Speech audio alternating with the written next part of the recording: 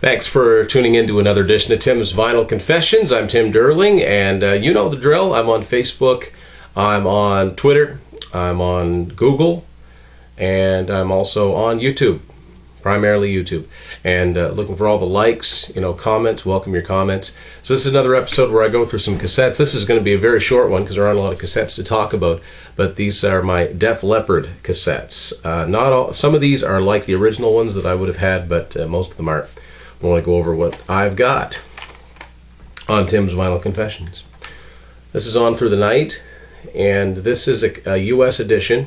It's definitely not an original, and I'll show you why that is in a second. If you look really, really close, you will see that it says the first credit date you'll see is 1980 phonogram, and then you'll see 1986 polygram record. So that indicates this was reissued in 1986. Nothing in it for credits, and that is what the cassette itself looks like, the typical cream colored cassette that polygram used back then. Next up is High and Dry. This is the 1984 version of High and Dry as opposed to 81, and if you don't know what that means, that High and Dry obviously came out in 1981 originally, but it was reissued in 1984 with another version of Bringin, Heartbreak, and also Me and My Wine, which was not on the original album but was a B-side of Let It Go. Another way you can tell this is a sort of a closer to mid-80s edition of a Canadian polygram cassette is the QC10 that goes down along the bottom there. That's what the cassette itself looks like.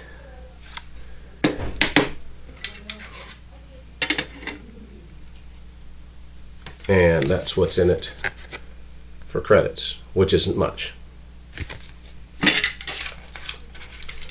course, Pyromania comes up next, and that's out. That album's been reissued several times. This is a sort of a mid-90s or later edition, a US version. Actually, hardly anything in it for credits, which I remember the old Canadian edition that I used to have had way more credits. There's the cassette itself, and that's all that's in that for credits. Must have been a budget line issue, so they could charge less for it.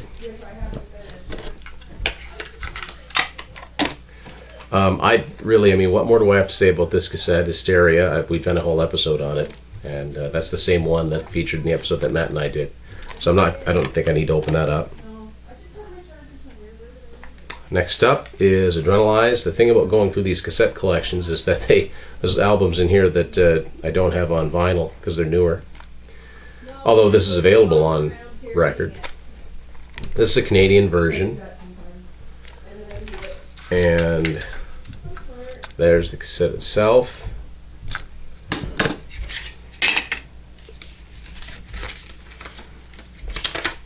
Still weird to me. Looking at this whole album, seeing pictures of them as a four-piece just doesn't seem right.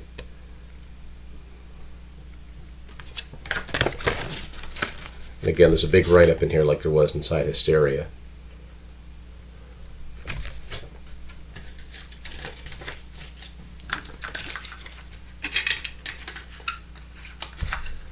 Next up is Retroactive from '93. I like that album cover with the. So that cassette's really in bad shape. I'll take it off. Sort of the Optical Illusion album cover. That's what the rest of it looks like. This is a Canadian edition.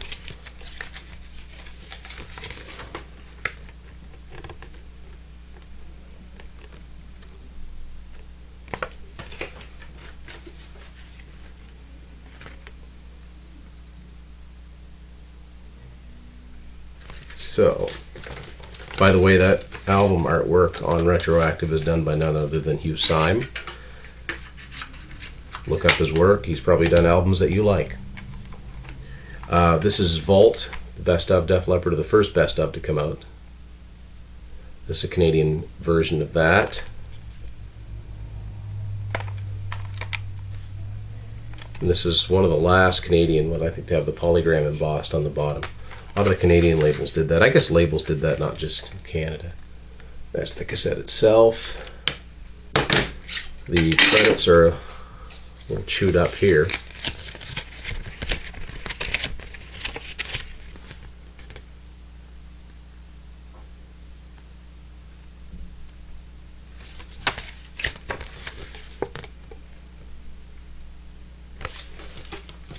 I don't have Slang on cassette, although it was on cassette, obviously.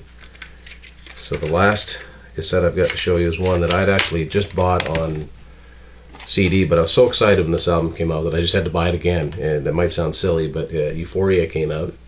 Really liked that album. It's the last one I really liked all the way through until the brand new one came out that I've done a special episode about.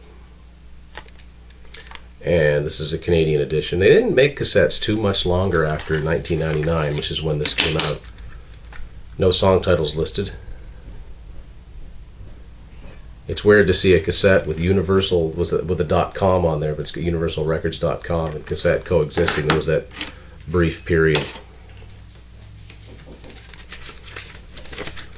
So, nothing in here that's not inside the CD.